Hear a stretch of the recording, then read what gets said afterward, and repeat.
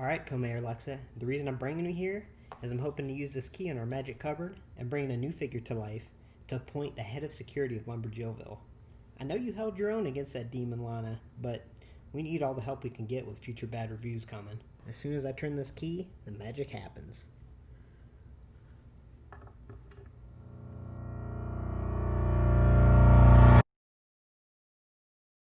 So hypothetically, let's say I put a plastic Barbie Walkman in there. Would it come to life so I could use it? A Walkman? Danger, what are you, a Jack-specific figure? Anyway, no, it wouldn't be able to be used. It would actually combine with whatever's inside. You ever seen the movie The Fly? Wait a sec. Co-Mayor Alexa, did you put a plastic Barbie Walkman in there? Uh-oh.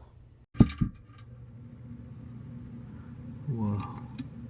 Co-Mayor Alexa, may I present to you the new head of security here at Lumberjillville, Tamina.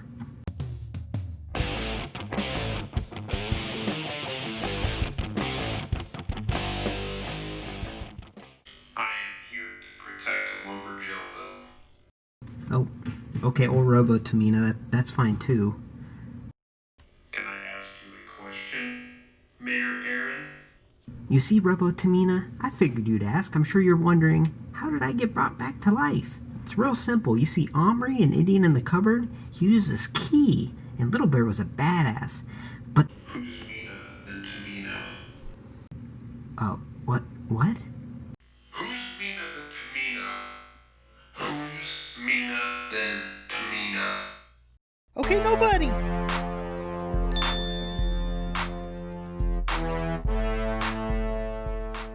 Hey y'all, welcome to Lumberjillville. Women's wrestling lives here. Make sure to hit like and subscribe. I have tons of women's wrestling figure reviews coming out, and I'd love to share them with y'all. So today I'm going to flip the script. All I've covered so far are WWE women's figures. But when I found out that Taya Valkyrie had a figure out there, I had to get it. I became a huge fan of hers on Impact a couple years ago when I saw her, and then when I watched a lot of her work, like in Lucha Underground, I thought she was awesome and a lot of fun. So that being said, let's take a closer look at the Figures Toy Company release of Taya. Let's see how it stacks up to the WWE women's figures. So as you can see here, it's definitely a different packaging than what we're used to with the WWE figures.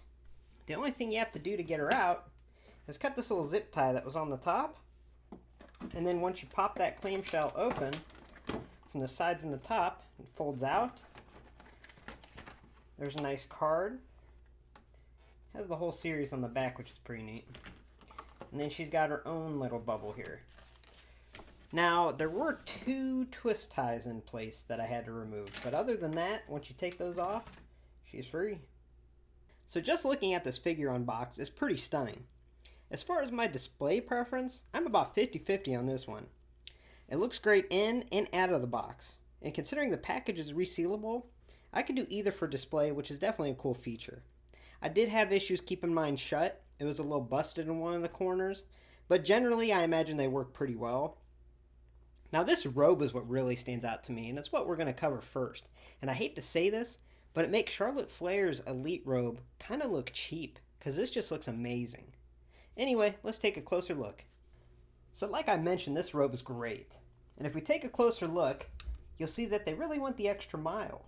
I love the extra cloth that they used that lets you have a little trail or a train behind her robe like she did whenever she'd come out to the ring.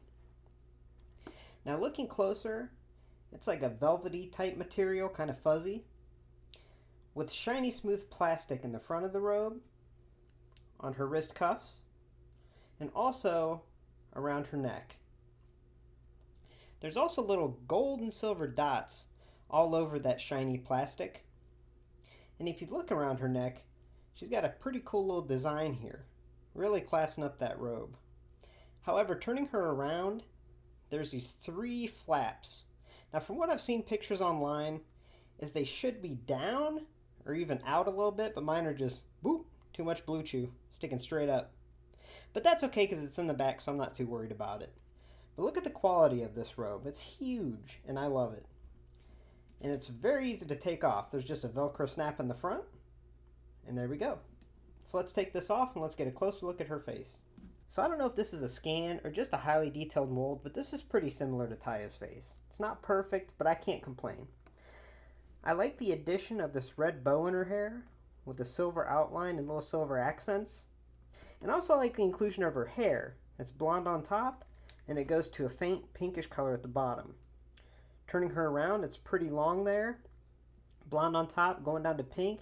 And if you look closely in the middle, it's kind of a yellow, not really a blonde. So I don't know if it's supposed to be that way or if it's from the jacket or what. But it's not a big deal because it's usually covered up. The only thing I would have added to this figure is a crown. Because a lot of her gimmick where she wore that robe, she had a crown included, and that would have just made this figure perfect. But since we got all those cloth goods, I can't complain. Now let's get a closer look at this ring attire. When I saw initial images of this picture, they might have been the prototype images, I'm not sure. But her ring attire was like a thick pink felt and it looked so awkward and bulky. But I am pleased to say that it is a stretchy pink spandex type material. Now there is nothing underneath, but I'm definitely not going to show that. There's plenty of creepers out there. So this looks great. Now I like the inclusion of those red intersecting lines. And if you look close, those little silver glittery dots that are painted on around that red neck collar and also those red lines almost look like diamonds, they're so shiny. So that's a nice little detail.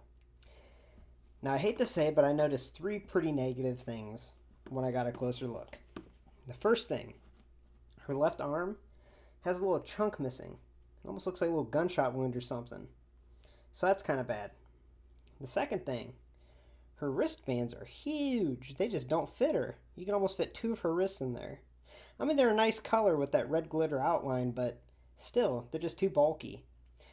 And the third thing that bothers me most, and I don't know why, is her wrist. Look at that peg. It literally looks like the Frankenstein monster's neck. Now, I'm going to have to trim that off, I guess. I don't really have much experience with that, but it's going to bother me. But hopefully if I put her robe on, it'll cover all that up. So moving on to the bottom half of her ring attire, you can see that she has this removable belt that has a WL on it, standing for Wera Loca. And it's in silver glitter. But if you turn it around, you can see that it's huge. Once again, it just doesn't fit her too well. It's really baggy. It's not as noticeable because it rests well on her hips, and again, it's under that robe. But this thing could have been way smaller. Now, something I found really bizarre when I was looking close is the legs. So it looks like a stocking type pattern is painted on there, but it's not.